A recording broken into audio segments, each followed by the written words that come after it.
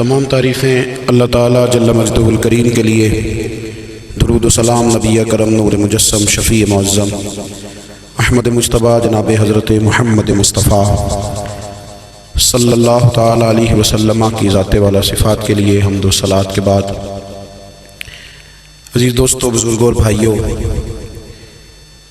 انسان کھائے پیے سوئے جاگے تو اس کے جسم کی ضروریات پوری ہوتی ہیں، لیکن جب وہ اللہ کا ذکر کرتا ہے، نماز پڑھتا ہے، دعا مانگتا ہے، استغفار پڑھتا ہے، درود و سلام کے گجرے پیش کرتا ہے، تو پھر اس کی روحانی ضروریات پوری ہوتی ہیں۔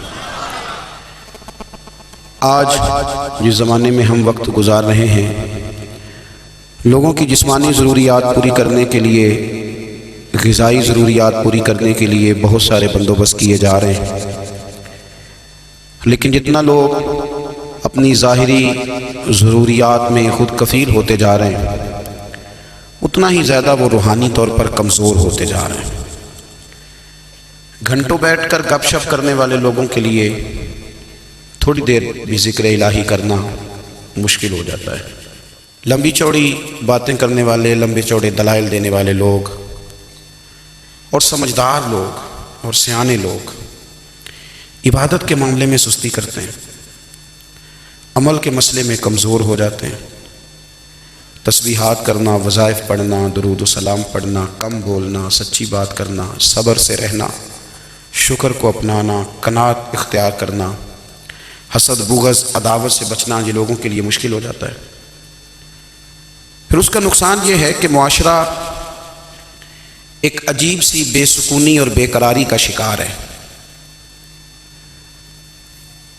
جیب میں بہت سارا پیسے رکھنے والا، خوش شکل نظر آنے والا، پیٹ بھر کے روٹی کھانے والا شخص بھی ڈھونڈتا پھرتا ہے کہ آخر میں پریشان ہوں کیوں۔ آپ انسانیت کی تاریخ پڑھیں گے تو آپ کو معلوم ہوگا کہ انسان نے کبھی پتھر کی پوجا کی، کبھی معاذ اللہ چاند سورج کی، درختوں کی، بتوں کی پوجا کی۔ معاذ اللہ یہ غلط ڈائریکشن پہ تو چڑھ گیا، لیکن ایسا نہیں ہے کہ کوئی بندہ دنیا میں آیا ہو اور کسی کی اس نے عبادت نہ کی ہو۔ اس لیے کہ اللہ تبارک و تعالیٰ نے جس طرح ہمارے جسم میں کھانے کی طلب رکھی ہے، پینے کی طلب رکھی ہے، سونے کی طلب رکھی ہے، اسی طرح اللہ تعالیٰ نے عبادت کے لیے طلب رکھی ہے جسم میں۔ یہ تو ہوا کہ انسان گمراہ ہو گیا، غلط رستوں پہ چل نکلا، اس نے جھوٹے معبودوں کی طرف معاذ اللہ توجہ کر لی، لیکن وہ کسی نہ کسی کے سامنے جھکتا رہا، چونکہ اس کے وجود میں طلب تھی، شوق تھا اسے کہ وہ عبادت کرے۔ اللہ تبارک و تعالیٰ جب مسلمان کو توفیق دے اور اللہ کی بارگاہ کی جانب وہ رجوع کرے، تو پھر اس کا رویہ یہ ہونا چاہیے کہ اس کی توجہ ہو اللہ کی جانب۔ ہمارے ہاں تسبیحات پڑھ لی جاتی ہیں اگر کبھی موقع ملے، لیکن وہ خاص انہماک، وہ خاص شوق، وہ خاص ذوق اللہ تبارک و تعالیٰ کی عبادت کا، ایک ہوتا ہے نماز پڑھنا، ایک ہوتا ہے اہتمام کے ساتھ نماز پڑھنا، یعنی ذرا وقت پہ اٹھنا، ذرا صحیح کر کے وضو کرنا، ذرا شوق سے مصلی بچھانا۔ ایک ہوتا ہے تسبیح پڑھ لینا، اور ایک ہوتا ہے ذرا تھوڑا سا نا شوق کے ساتھ اللہ کو یاد کرنا۔ آپ کبھی جو میں نے آیہ کریمہ پڑھی، اس کی آپ شان نزول دیکھیں۔ نبی کریم صلی اللہ تعالیٰ علیہ وسلم کے نا کچھ صحابہ اللہ کی محبت کے شوق میں حضور کی بارگاہ میں حاضر ہوئے، اور انہوں نے آ کے عرض پتہ کیا کیا؟ عرض کرنے لگے، یا رسول اللہ صلی اللہ تعالیٰ علیہ وسلم، سالوں بیت گئے ہیں سجدے کرتے ہوئے، حضور سالوں بیت گئے ہیں تسبیح پڑھتے ہوئے، سالوں بیت گئے کہتے ہوئے کہ سبحان اللہ وہ پاک ہے، ہمیں سالوں بیت گئے یہ کہتے ہوئے کہ اللہ اکبر وہی سب سے بڑا ہے، سالوں بیت گئے کہتے ہوئے کہ الحمدللہ ساری تعریفیں اللہ کے لیے، سالوں بیت گئے اس کی تسبیح کرتے، تحلیل کرتے، تکبیر کہتے۔ حضور اب نہ ہمارا اپنے رب سے ملنے کو جی چاہتا ہے، کبھی یہ حقیقت منتظر نظر آ نہ لباس مجاز میں، لاکھوں سجدے تڑپ رہے ہیں میری جبین نیاز میں۔ اور اقبال کہنے لگے کہ تیرے عشق کی انتہا چاہتا ہوں، تو میری سادگی دیکھ کیا چاہتا ہوں، میرا ذرا سا تو دل ہے مگر شوق اتنا، میں وہی لن ترانی سنا چاہتا ہوں۔ میرا بھی دل کرتا ہے کہ اللہ میں تجھے کہوں میں تجھے دیکھنا چاہتا ہوں جس طرح حضرت موسیٰ کلیم علیہ السلام نے کہا تھا، اور تو مجھے کہے کہ لن ترانی، تو نہیں دیکھ سکتا، ذرا سا تو دل ہے مگر شوق اتنا، میں بھی وہی لن ترانی سنا چاہتا ہوں۔ پھر کہنے لگے بھری بزم میں راز کی بات کہہ دی، بڑا بے ادب ہوں سزا چاہتا ہوں۔ دیکھو سب لوگوں کے بیچ ہی میں نے یہ کہہ دیا۔ میرے عزیز صحابہ نا شوق میں، کتنے سارے لوگ ہیں آپ، کتنی ماشاءاللہ بڑی تعداد میں آپ آئیں، ہم بھی کبھی اس شوق میں گئے ہیں کہ ہمارے رب کو دیکھنے کو دل چاہتا ہے، ہمارا جی چاہے وہ کبھی ہمیں ملے، ہم کبھی اس کی زیارت کریں، اس کی بارگاہ کرم میں ہم حاضر ہوں۔ صحابہ نے عرض کیا یا رسول اللہ صلی اللہ تعالی وسلم ہمارا رب کہاں ہے؟ ہمارا نا اپنے رب کو دیکھنے کو جی چاہتا ہے۔ جب صحابہ نے یہ عرض کیا تو اللہ نے قرآن مجید نازل کیا، فرمایا وَإِذَا سَأَلَكَ عِبَادِي أَنِّي فَإِنِّي قَرِيب، محبوب جب میرے بندے آپ کی بارگاہ میں آ کے میرے بارے میں پوچھیں نا تو ان سے کہہ دینا میں ان کے قریب ہی ہوں، قریب ہی ہوں۔ دلیل کیا ہے؟ اذا دان، یہ جب بھی مجھ سے دعا مانگیں گے میں ان کی دعاؤں کو قبول فرماؤں گا، میں ان کے قریب ہوں، میں ان کے قریب ہوں۔ یہ جب بھی دعا مانگیں گے نا میں قبول کروں گا، میں ان کے قریب ہوں۔ اللہ تبارک و تعالیٰ کے بندے اللہ سے محبت کرتے، رب کی بارگاہ میں جھکتے، اس کو اپنے دکھ سناتے، اس کے پیارے محبوب صلی اللہ تعالیٰ علیہ وسلم کا وسیلہ لے کے اس کے حضور حاضر ہو جاتے، پیشانیاں سجدوں سے روشن ہوتی۔ ہم نا ہر چیز کے لیے وقت نکالتے ہیں، ہر چیز کے لیے، لیکن عبادت کے لیے وقت نہیں نکالتے۔ ہر شے آباد ہے، ہر شے، ہماری فیس بک بھی آباد ہے، واٹس ایپ بھی آباد ہے، ہمارے ٹویٹر بھی آباد ہیں، ہماری ہر چیز آباد ہے۔ سب سے کم آباد ہمارا مصلی رہ گیا ہے، سب سے کم۔ وہ لوگ اب ڈھونڈنے سے ملتے ہیں جن کی بغل میں مصلی ہوتا تھا۔ میرے بھائی آپ کتنا کو دنیا کے پیچھے بھاگو گے تھکا دے گی، کتنا دولت کے پیچھے بھاگو گے تھکا دے گی۔ آپ جب اپنی زندگی میں جمع تفریق کرو گے نا تو مرتے وقت احساس ہوگا کہ سارا کچھ تو لوگوں کے لیے کیا، اپنے لیے تو کر ہی کچھ نہیں سکے۔ اور ہم عبادت کے معاملے میں بہانے بازی بھی کرتے ہیں، ہم کہتے ہیں اوہو رزق کمانا بھی تو عبادت ہی ہے نا، تو میں حلال روزی کے لیے جا رہا ہوں، یہ بھی تو عبادت ہے نا۔ میری طرح کے لوگ کہہ دیتے ہیں کہ میں سویرے اٹھ کے مدرسے میں کچھ اسباق دیکھتا ہوں تو یہ بھی تو عبادت ہے، میں بیان کرنے کے لیے مطالعہ کرتا ہوں تو یہ بھی تو عبادت ہے نا، اتنے لمبے سفر کر کے ملک میں دنیا میں گھومتا ہوں تو یہ بھی تو میں عبادت ہی کر رہا ہوں۔ اب اسپیشل نفلوں کے لیے وقت کس طرح نکلے، اسپیشل کر کے تسبیح میں کیسے چلاؤں، میں سارا کچھ ہم بہانے بنا لیتے ہیں نا۔ میرا سوال یہ ہے کہ یہ ساری باتیں صحابہ کو، نبی کریم کو، دیگر لوگوں کو بھی تو پتہ تھی نا، لیکن آپ غور تو کریں 23 سال حضور کو وقت ملا، مختصر وقت ظاہراً تبلیغ کرنے کے لیے، پوری دنیا میں دین بھی پھیلانا ہے۔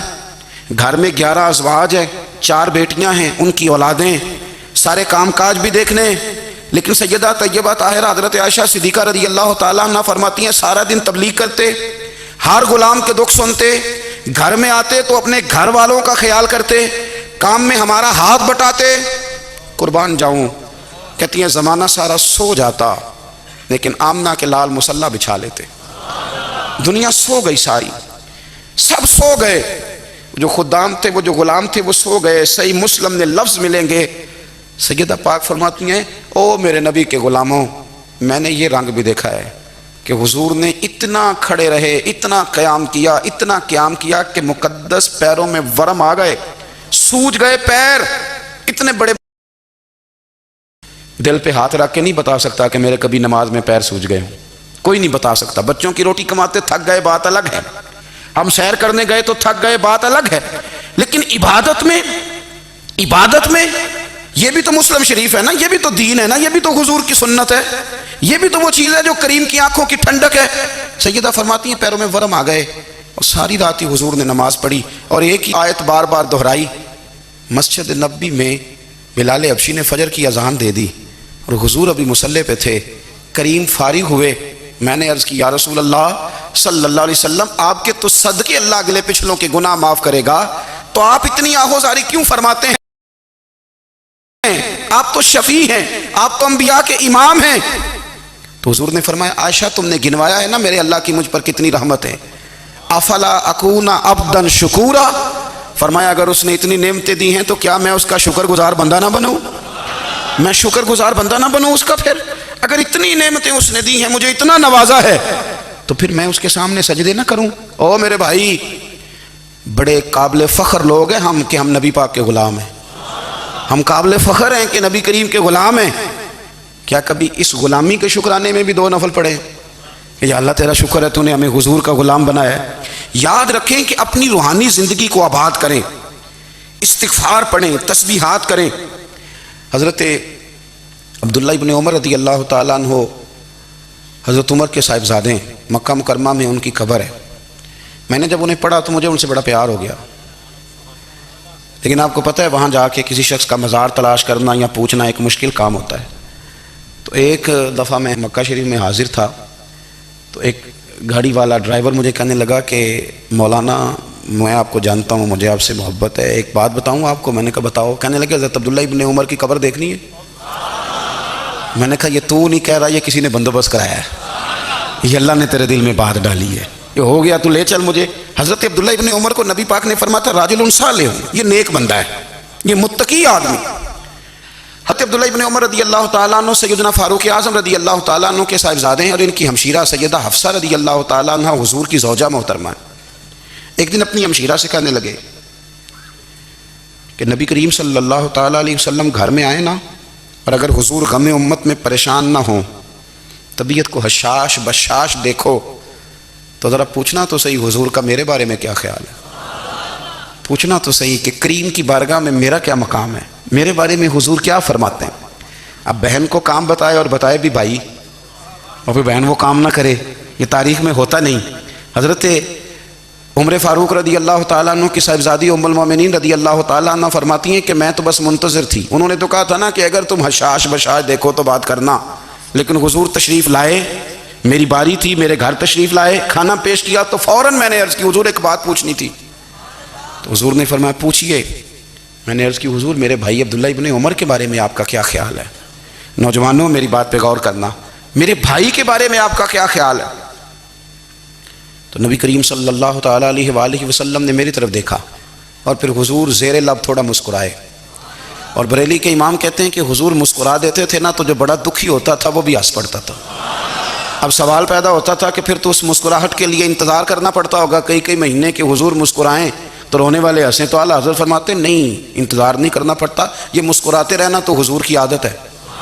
جس کی تسکین سے روتے ہوئے ہنس پڑے، اس تبسم کی عادت پہ لاکھوں سلام۔ یعنی یہ تو عادت ہے حضور کی مسکراتے رہنا، اس کے لیے انتظار نہیں کرنا پڑتا۔ بھائیو آپ خیال رکھیں گے، غور کریں گے، حضرت عبداللہ ابن عمر رضی اللہ تعالیٰ عنہ کے بارے میں پوچھا تو سیدہ فرماتی ہیں کہ نبی کریم صلی اللہ تعالیٰ علیہ وسلم نہ زیر لب مسکرائے اور فرمایا حفصہ تیرا بھائی ہے تو اچھا، لیکن میں نے سنا ہے کہ عشاء کی نماز پڑھتا ہے تو فجر تک سویا ہی رہتا ہے۔ او نوجوانوں، 10 بجے تک سونے کی بات نہیں ہوئی، 9 بجے تک سونے کی بات نہیں ہوئی، 11 بجے اٹھنے کی بات نہیں۔ حضور فرمانے لگے میں نے سنا ہے کہ عشاء کی نماز پڑھ کے سو جاتا ہے اور فجر تک سویا ہی رہتا ہے، اسے چاہیے کہ تہجد کے وقت اٹھا کرے، اللہ کی بارگاہ میں حاضر ہوا کرے، آہوزاری کرے، سجدے کرے، عبادت کرے، اٹھتا ہے اور فجر میں جا کے اٹھتا ہے۔ حضرت جناب حفصہ رضی اللہ تعالیٰ عنہ کہتی ہے میں نے جناب عبداللہ ابن عمر کو پیغام دیا اور میں نے کہا میرے جوان بھائی سن، نبی پاک نے فرمایا ہے تو اچھا پر تہجد میں نہیں اٹھتا، نفل نہیں پڑھتا۔ او میری ملت کے جوانوں، مزہ نہیں آ جاتا جب ساری دنیا سوئی ہو، ساری دنیا، اور بستر بھی گرم ہو اور نیند بھی پورا غلبہ کر رہی ہو، اور اچانک گھنٹی بجے دماغ میں، آنکھ کھلے، گھڑی پہ نظر پڑے، 3:30 4 بجے کا پیغام گھڑی بتائے، اور کوئی چڑھتی جوانی والا اٹھ کے وضو کرے، اور جب وہ مصلی کھول کے بچھائے تو مدینے والے محبوب کہتے ہیں کہ ہر نماز پہ رب ثواب دیتا ہے، اور جو اٹھ کے تہجد کی نماز پڑھے اسے دیکھ کے تو رب مسکراتا ہے، جو اس کی شان کے لائق ہے، جو اس کی شان کے لائق، وہ مسکراتا ہے، خوش ہوتا ہے کہ میرا بندہ تہجد میں اٹھ گیا، وہ مسکراتا ہے۔ کاش ہماری صبحیں کبھی اپنے مالک کے نام ہو جائیں، کاش کے صبحیں۔ حضرت ابو الحسن رحمۃ اللہ تعالیٰ علیہ حضرت معاذ ابن جبل رضی اللہ تعالیٰ عنہ کے پاس بیٹھا کرتے تھے، فرماتے ہیں ان سے جو پیار بڑھا تو پھر میرا مصلی سے بھی بڑھ گیا۔ تابعی ہیں، فرماتے ہیں صحابی رسول سے محبت ہوئی تو ذکر سے بھی ہو گئی، پھر درود شریف سے بھی ہو گئی، محبت ان سے بڑھی تو پھر اللہ نے مسجد کا پیار بھی بڑھا دیا۔ آپ فرماتے ہیں کہ میری ہر وقت طبیعت چاہتی تھی کہ بس اللہ اللہ کروں، بس اللہ اللہ کروں، بس نا میں ذرا تھوڑی جان چھڑاؤں لوگوں سے، کوئی 10 منٹ ملے تو میں کوئی 4 نفل پڑھ لوں، میں تھوڑا سا نا بچوں لوگوں سے، اور مجھے تسبیح ملے تو میں نا کچھ 400-500 دفعہ استغفار پڑھوں، سبحان اللہ، الحمدللہ، اللہ اکبر، لا حول ولا قوت الا باللہ، میں نا تسبیحات پڑھوں۔ فرماتے ہیں کہ بچے تھے گھر میں 6-7، غربت تھی، کام ملتا کوئی نہیں تھا، اور میں کام چور نہیں تھا، کام ڈھونڈتا تھا، پر اللہ کی قدرت کے کام نہیں ملتا تھا۔ فرماتے ہیں کہ میں نے ایک دن اپنی اہلیہ سے کہا کہ آج میں پھر جاتا ہوں کام ڈھونڈنے، تو میری بیوی بڑی فرما بردار تھی، پر اس دن نا غربت کے ہاتھوں تنگ آ کے کہنے لگی، آج نانا کوئی تو چیز لے کے آیا، تو مجھ سے بچوں کی بھوک نہیں دیکھی جاتی ہے، سب روگاں دا روگ محمد جس دا نام غریبی، کنڈ بلا کے لنگ جاندے نہیں دوست یار قریبی، تو آج نہ کچھ لے کے آیا تو میں بچے لے کے میکے چلی جاؤں گی۔ شیخ فرماتے ہیں کہ میں بڑا پریشان گھر سے نکلا، پر میں نے صبح سے لے کے زور تک کام ڈھونڈا، کام ملا کوئی نہیں، تو میرے دل میں خیال آیا چلو کام نہیں ملتا تو اللہ اللہ تو کرے نا، چلو بندوں کی مزدوری نہیں ملتی تو رب کریم کی عبادت ہی کرتے ہیں۔ فرماتے ہیں کہ میں نے نا فرات کے پانی سے وضو کیا، نہر کے، شدید دھوپ تھی، ساتھ ریت تھی اور ریت تپ رہی تھی، میں نے اپنا رومال وہیں مصلی کے طور پر بچھا لیا، اور فرماتے ہیں کہ زور سے لے کر عصر تک نماز پڑھی، دھوپ بھی پورے زور پہ، پر میرے سجدے کا ذوق بھی پورے زور پہ۔ فرماتے ہیں سورج بھی چمک رہا ہے اور رب کی عبادت کا ذوق بھی پورے زور پہ، میں سجدہ کروں تو پھر میرا اٹھانے کو جی نہ چاہے۔ میرے استاد لکھا کرتے تھے، یہ ان کا شعر ہے، وہ کہا کرتے تھے مجھے سوز دے، مجھے ساز دے، اور مجھے نیم شب کا نیاز دے، دم سجدہ خود کو میں توڑ دوں، مجھے ایسا ذوق نماز دے، اور میں تیری بہار کا پھول ہوں، میں کھلا بھی ہوں تو تیرے لیے، مجھے میری شاخ سے توڑ لے، مجھے اپنی زلف کا ناز دے۔ بھائی فرماتے ہیں کہ عصر تک میں نے نفل پڑھے، دل ڈھلنے لگا، عصر کی نماز پڑھی اور میں وہاں سے چلا۔ اب میں جب نکلنے لگا تو دل میں خیال آیا کہ چھوٹی چھوٹی دیواریں ہیں گھر کی، بغیر کچھ لیے جاؤں گا تو بیوی دور سے دیکھے گی تو شور کرے گی کہ پھر خالی ہاتھ آ گیا ہے۔ کہتے میں نے اپنے اسی رومال میں جس پہ میں نے نماز پڑھی تھی نا، رومال میں کیا عقیدہ پنجابی جو صافہ کہتے ہیں، اسی میں نا میں نے کچھ ریت بھر لی کہ وہ دور سے دیکھے گی تو سمجھے گی کچھ لے کے آیا ہے، چلو جا کے اسے بتا دوں گا کہ آج پھر مزدوری نہیں ملی۔ کہتے ہیں وہ ریت لے کر جب میں گھر میں گیا تو پہلے بیوی دروازے پہ کھڑی ہوتی تھی، پوچھتی تھی خالی ہاتھ آ گئے ہو؟ آج میں نے دیکھا تو ہے ہی کوئی نہیں۔ فرماتے ہیں میں اندر داخل ہوا، سلام لیے، کونے میں نے وہ رومال رکھ دیا اور میں نے آواز دی کہ بھلی مانس کہاں ہو؟ تو وہ کہنے لگی آپ منہ ہاتھ دھو لیں، میں روٹی لے کے آئی۔ میں نے کہا روٹی کہاں سے آ گئی؟ یہاں تو کئی دنوں کے فاقے، تو کئی دنوں کی غربت ہے، یہاں تو اس گھر میں تو فقیری ہے۔ فرماتے ہیں کہ وہ روٹی لے کے آئی اور اس وقت کی جو موجودہ نعمتیں تھیں، سمجھ لیں سلاد، اچار، ہر چیز ساتھ لائی۔ میں نے کہا کہ بچے کہاں گئے؟ کہنے لگی وہ کھانا کھا کے کھیلنے گئے، آپ کھانا کھا لیں آ جاتے۔ کھانا اس نے چن دیا۔ میں نے حیرت انگیز لہجے میں ساری نعمتیں اپنے دسترخوان پہ دیکھ کر کے بیوی سے پوچھا یہ کہاں سے آیا کھانا؟ بچوں کو تو نے کہاں سے کھانا کھلایا؟ یہ سارا کچھ کیسا ہے؟ تو کہنے لگی پتہ نہیں آج آپ کس کریم کی مزدوری کرنے چلے گئے تھے، پتہ نہیں کس کریم کی، میرے گھر میں تو اتنی نعمتیں آئی ہیں کہ مجھ سے سنبھالی نہیں جا رہی، اتنا اناج ہے، اتنا گندم ہے، کس کریم کے دروازے آج چلے گئے تھے؟ یہ کہتے کہتے وہ اٹھی اور اٹھ کر کے کہنے لگی پہلے بڑا کچھ آیا تھا، اب کیا لے آئے ہو؟ اور جا کر کے نا اس نے وہ ریت والا رومال کھولا، کہنے لگے میں تو لے کے آیا تھا ریت، تو میرے رب نے اسے بھی سونے اور ہیرے بنا دیا تھا۔ جب آپ کی توجہ اللہ کی جانب، میرے نبی پاک صلی اللہ تعالیٰ علیہ وسلم نے فرمایا ہر چیز اپنے رب سے مانگ، ہر چیز مانگ، ہر چیز مانگ۔ یا رسول اللہ کیا کچھ؟ میرے محبوب نے فرمایا تیرے گھر میں نمک بھی ختم ہو جائے تو وہ بھی اپنے رب سے مانگا کر، تو مانگنا وہ تجھے دے گا، تو اس کی بارگاہ میں کشکول طلب دراز تو کرنا۔ اور ترمذی شریف میں عجیب لفظ ہیں، رسول کائنات نے فرمایا، رب کریم فرماتے ہیں جب میرا بندہ ہاتھ اٹھاتا ہے نا تو مجھے حیا آتی ہے کہ میں خالی کیسے لوٹا دوں اس کے۔ اتنے بڑے بادشاہ کی بارگاہ میں، او بھائی لوگوں سے عزتیں تلاش کرتے ہو تو وہ کیا تمہیں عزت دیں گے؟ وہ تو کل اچھا کہتے ہیں پرسوں برا کہنے لگ جاتے ہیں۔ لوگوں کے سامنے گڈ بک میں آنا چاہو گے تو وہ تو سویرے تمہارے بارے میں کچھ کہیں گے، شام کچھ اور کہیں گے۔ اپنی روحانی زندگی آباد کریں، اپنے مصلے کو وقت دیں، اور دنیا سے چھپ کر اس موبائل کو بند کر کے اور اپنے آپ سے بھی چھپ کے اور تنہا ہو کے چھپا کے سارا کچھ اپنے آنسو اپنے رب کی بارگاہ میں پیش کریں، اس کے حضور حاضری دیں۔ سنو نا ترمذی کی حدیث اور اسے یاد رکھنا، نبی پاک علیہ السلام نے فرمایا اپنے دکھ لوگوں کے سامنے نہ بیان کرنا، سیٹھوں نوابوں کو نہ بتاتے پھرنا، دنیا داروں کے سامنے جا کے نہ رونا کہ میں تکلیف میں ہوں۔ پر میں اگر دنیا داروں کو دکھ بتاؤ گے رب تمہیں کبھی غنی نہیں کرے گا۔ اور لوگ ہیں کہ الٹا مذاق اڑائیں گے۔ آپ کی جس سے بڑی پکی یاری ہے نا، پکی، وہ تب تک پکی ہے جب تک آپ نے 50,000 مانگا نہیں، اور جس وقت آپ نے کہہ دیا کہ میں مجبور ہوں میری مدد کر، تو پھر ختم ہو گئی دوستی۔ لوگوں کے تعلقات آپ کے ساتھ تب تک ہیں جب تک آپ ان سے کوئی ضرورت وابستہ نہیں کرتے۔ کریم محبوب فرمانے لگے بندوں کے سامنے دکھ نہ بیان کرنا، اللہ تجھے کبھی غنی نہیں کرے گا۔ تو اپنے دکھ اپنے رب کو بتا، تو دعائیں مانگ، تو اس کی بارگاہ میں حاضر ہو، تو اس کے حضور عرض کر۔ فرمایا اپنے دکھ اپنے رب کو بتا، وہ جلدی کرے یا دیر سے کرے تجھے ساری دنیا سے بے نیاز کر دے گا، تجھے کسی کا محتاج نہیں رہنے دے گا۔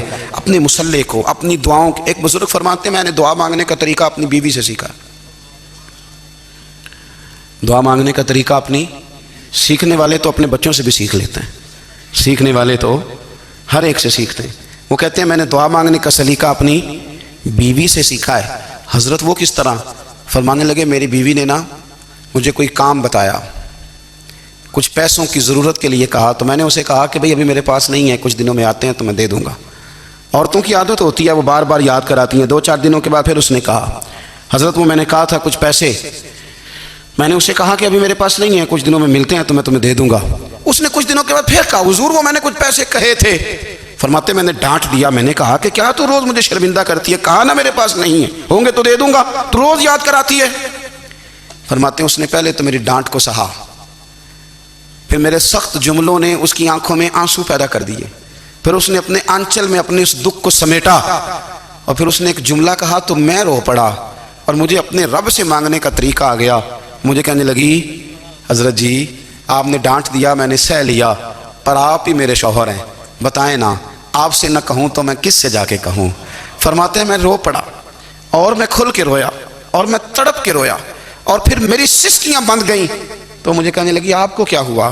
میں نے کہا مجھے بھی دعا مانگنی آ گئی ہے، جب میں اسے کہوں گا نا اللہ تو ہی میرا رب ہے، میں تجھ سے نہ کہوں تو میں کس سے جا کے کہوں؟ میں کیوں کسی بندے سے سوال کروں؟ میں کیوں کسی دنیا دار سے کہوں؟ میں تیرے بندوں کا، نیک بندوں کا وسیلہ لے کے، تیرے محبوب کی غلامی لے کے تیری بارگاہ میں آیا، تجھ سے نہ مانگوں تو کس سے مانگوں؟ سمجھ آ گئی ہے؟ جب میں اس رنگ میں مانگوں گا تو پھر رب میرے اوپر بڑا ہی فضل فرمائے گا، وہ میرے اوپر بڑی رحمت کرے گا، وہ میرے لیے آسانیاں کرے گا۔ عزیز دوستو، ہم اس طرح کرنے لگ گئے ہیں کہ ہم نے نا اپنے تعلقات پر اعتماد کرنا شروع کر دیا ہے۔ میرے تعلقات بہت ہیں۔ ہم نے اپنی دولت پر اعتماد کرنا شروع کر دیا ہے، میرے پاس دولت بہت ہے۔ ہم نے اپنے علم پر، اپنی شہرت پر اعتماد کرنا شروع کر دیا ہے کہ میرے پاس فلاں چیز بہت ہے۔ یاد رکھنا جب بے نیاز اپنی صفت بے نیازی دکھاتا ہے تو بڑی بڑی دولتوں والے مجبور نظر آتے ہیں۔ بھائیو جب انسان کا رشتہ اپنے مالک کے ساتھ ہوتا ہے پھر تو غم بھی کچھ نہیں کہتے، پریشانیاں بھی کچھ نہیں کہتی، پھر تو زندگی صبر والی، پھر تو زندگی توکل والی، پھر تو زندگی بھروسے والی، پھر انسان اپنے آپ کو رسوا نہیں کرتا، دنیا داروں سے امیدیں اس کی ختم ہو جاتی، امیدیں اللہ رسول سے لگا لیتا ہے، مضبوط ہو جاتا ہے، مضبوط، طاقتور ہو جاتا ہے، خوددار ہو جاتا ہے، باوقار باعزت ہو جاتا ہے۔ حضرت بہلول دانا رحمۃ اللہ علیہ بیٹھے تھے تو ہارون رشید حج کر کے آ رہا تھا، تو رستے میں حضرت شیخ سے ملاقات ہو گئی، تو السلام علیکم کے بعد کہنے لگا حضور کوئی حکم ہو تو بتائیے گا۔ تو حضرت بہلول دانا فرمانے لگے تیرا رب کون ہے؟ اس نے کہا اللہ۔ تو فرمایا میرا کون ہے؟ کہا اللہ۔ فرمانے لگے تو بڑا ہی بیوقوف ہے، کیا تو یہ سمجھتا ہے کہ رب ہارون رشید کو تو دے گا اور بہلول دانا کو بھول جائے گا؟ تیرا بھی وہی رب ہے، میرا بھی وہی رب ہے۔ اس نے اگر تجھے دے کے آزمایا ہے تو ہو سکتا ہے مجھے نہ دے کے آزما رہا ہو، جب اس کی حکمت کے تقاضے ہوں گے تو عطا کرے گا اور دے گا، تو جا اپنا کام کر۔ بھائی اپنی روحانی زندگی، اپنی عبادات، اپنے وظائف، اپنے روزمرہ کے معاملات، اپنی دعائیں، اپنا استغفار، دیکھو کوئی مشکل کام تو نہیں، 2 رکوع ہیں سورہ واقعہ کے اگر رات کو پڑھ لی جائے تو۔ میں کس طرح یہ بات بیان کروں کہ تعویذ بانٹنا آسان ہے اور وظیفہ بتانا مشکل ہے؟ سارا دن تعویذ بانٹیں تو لوگ لینے کو تیار ہیں، اور اگر آپ وظیفہ بتائیں تو کہتے ہیں تو مشکل کام ہے۔ او خدا کے بندے، اگر آپ کا تعلق قرآن پاک کے ساتھ مضبوط ہو، قرآن پاک کے ساتھ اگر آپ کا رشتہ ہو، لوگ سفارشیں ڈھونڈتے ہیں نا دنیا میں کوئی تعلق مل جائے تو میرا کام ہو جائے، دنیا میں اتنا مشکل معاملہ ہے، آخرت میں مجھے بتائیے گا کتنا مشکل معاملہ ہوگا۔ میرے نبی پاک صلی اللہ تعالیٰ علیہ وسلم نے فرمایا جو لوگ سورہ ملک پڑھا کرتے تھے نا، سورہ ملک، یہ صورت ملک قیامت میں ان کی سفارش کرے گی، اور اس طرح کرے گی کہ کہے گی اے اللہ یہاں اس بندے کو جنت میں داخل کر دے یا مجھے قرآن پاک سے علیحدہ کر دے۔ تو رب فرمائے گا جا اس کا دامن تھام کے اسے جنت تک پہنچایا۔ آپ بات کو سمجھیں، جب آپ کے تعلقات اپنے معاملات کے ساتھ مضبوط ہوں گے، یہ نبی کریم نے وعدہ کیا ہے کہ تو سورت واقعہ پڑھ، تیرے گھر میں فاقہ نہیں آئے گا۔ حضرت عبداللہ ابن مسعود رضی اللہ تعالیٰ عنہ بیمار تھے تو حضرت عثمان غنی رضی اللہ تعالیٰ عنہ تیمارداری کے لیے تشریف لے گئے اور جا کر کے کہا کہ آپ بڑے بیمار ہیں، آپ کی بیٹیاں زیادہ ہیں، میں چاہتا ہوں کہ خزانے میں سے کچھ مدد کروں۔ تو سیدنا عبداللہ ابن مسعود رضی اللہ تعالیٰ عنہ اٹھ کے بیٹھ کر کہنے لگے امیر المومنین، اللہ آپ کو میری طرف سے، میری بیٹیوں کی طرف سے بہتر صلہ دے، میری بیٹیوں کو کسی خزانے کی ضرورت نہیں، میں نے انہیں خزانہ دے دیا ہے۔ کہا جناب آپ نے کون سا خزانہ دیا ہے، میں آپ کے مالی معاملات کو جانتا ہوں۔ تو فرمانے لگے امیر المومنین، میرے نبی کریم نے فرمایا ہے جو صورت واقعہ پڑھے اسے کبھی فاقہ نہیں آتا، میں نے بیٹیوں کو یاد کرا دی ہے، یہ خزانہ میں نے انہیں دے دیا ہے۔ وہ سارے والدین سنیں جو بیٹیوں کے لیے پریشان رہتے ہیں۔ حضرت عبداللہ ابن مسعود نصیحت کر رہے ہیں، فرمانے لگے میں نے صورت واقعہ یاد بھی کرا دی ہے، پڑھنے کی عادت بھی ڈال دی ہے۔ حضور نے فرمایا ہے جو صورت واقعہ پڑھے اسے فاقہ نہیں آتا۔ کہنے لگے چاند تو اپنی جگہ چھوڑ سکتا ہے، سورج گر سکتا ہے، تارے ٹوٹ سکتے ہیں، پر مدینے والے رسول کی بات غلط نہیں ہو سکتی۔ حضور نے فرمایا فاقہ نہیں آئے گا تو انشاءاللہ کبھی بھی نہیں آئے گا۔ کرنے کا کام یہ ہے کہ ہم اپنے معاملات، اپنی عبادات، اپنی دعائیں، کبھی 10 منٹ عادت ہو جائے نا دعا مانگنے کی علیحدہ سے رات کو۔ حضور نے فرمایا جو فرض نماز کے بعد دعا مانگے اللہ اس کی قبول کر لیتا ہے۔ نبی پاک صلی اللہ تعالیٰ علیہ وسلم نے فرمایا اللہ مسافر کی دعا قبول فرماتا ہے۔ حضور نے فرمایا اللہ مظلوم کی دعا قبول فرماتا ہے۔ حضور نے فرمایا بیمار سے دعا کراؤ اللہ اس کی دعا قبول فرماتا ہے۔ میرے نبی پاک نے فرمایا ماں باپ جب بھی اولاد کے لیے ہاتھ اٹھائیں، ویسے تو بلے شاہ تو آسمانی اڑ دیا ہی پھڑ دیں، جہاں گھر بیٹھا انہوں بڑھے ہی نہیں۔ حضور فرمانے لگے ماں باپ جب بھی اولاد کے لیے دعا فرمائیں اللہ ان کی دعا کو قبول کرتا ہے۔ آپ اپنا تعلق بنائیں، دعا کے ساتھ، عبادت کے ساتھ، مصلی کے ساتھ رشتہ بنائیں، استغفار پڑھیں۔ صلاح الدین ایوبی صلیبی جنگوں میں تھے،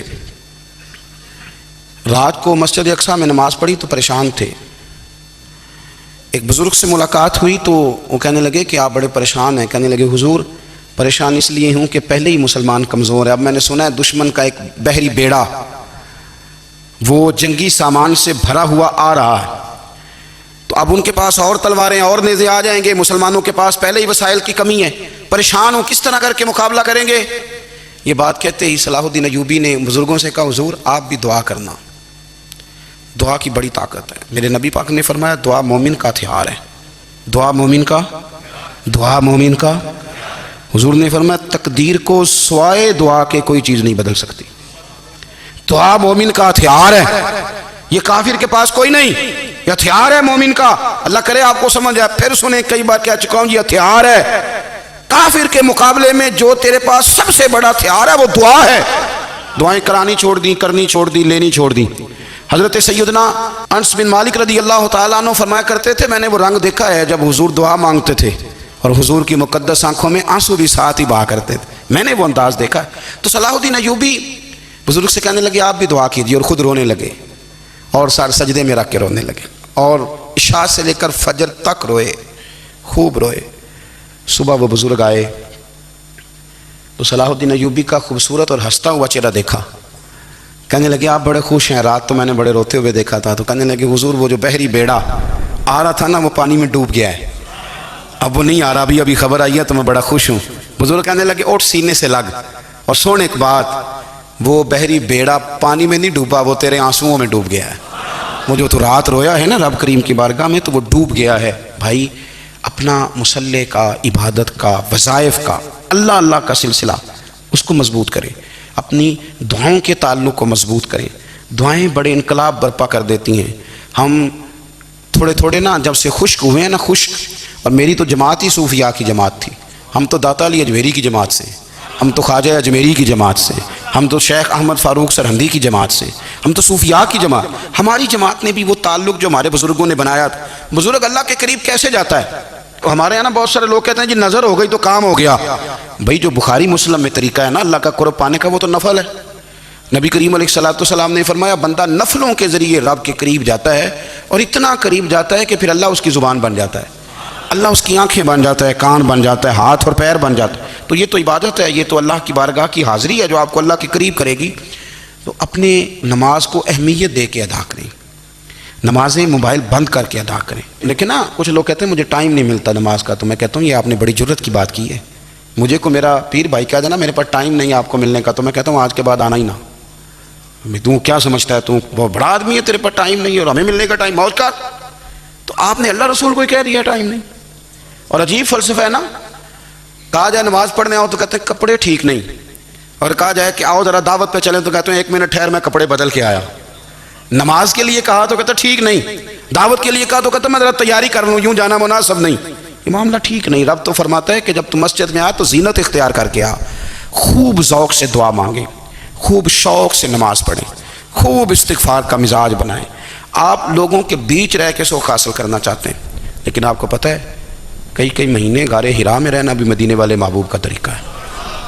ہر سال اعتکاف بیٹھنا الگ سے، یہ بھی حضور کا طریقہ ہے. مسجد نبوی کے اندر دروازہ کھلتا تھا نبی کریم کا، پر گھر کے اندر نفل پڑھے نبی پاک نے. اور حضور فرماتے ہیں کچھ نفل نماز گھر میں بھی پڑھا کرو، گھر کو قبرستان نہ بناؤ. ہمارا گھر اللہ کے ذکر سے آباد ہوگا. اگر ہم نماز پڑھیں گے نا، میں جب سنت پڑھنے کے لیے گھر میں کھڑا ہوتا ہوں تو میرا جو 2.5-3 سال کا بیٹا ہے نا، وہ بھی میرے ساتھ نماز پڑھنی شروع کر دے. اسے پتہ کوئی نہیں نماز کیا ہوتی ہے، لیکن وہ بھی نا سجدہ نہ بھی کرنا ہے تو ساتھ لیٹ ضرور جاتا ہے. پتہ چلا بچے لیکچر دینے سے نماز نہیں پڑھتے، نماز شروع کر دیں تو بچے بھی شروع کر دیتے ہیں. ہم جب پریشان ہوتے ہیں تو لیکچر دیتے ہیں، تو لیکچر تو باہر شاید چل جائے، گھر میں کیسے چلے گا؟ گھر میں تو عمل چلے گا. تو میرے عزیز، آج کے اس روحانی اجتماع میں ہمارے دوستوں نے جو محنت کی، ہم نے بار بار اپنی نیت سے پوچھا خدا ہمیں معاف کرے اگر کوئی ذاتی شہرت ہے، کوئی ہمارے ذاتی مفادات ہیں، رب ہمیں ہدایت دے. ہماری یہ خواہش تھی کہ روحانی اجتماع ہمیں تھوڑا سا اللہ اور اس کے رسول کے جانب مائل کرے، کچھ ہمارا رشتہ مصلی کے ساتھ مضبوط کرے.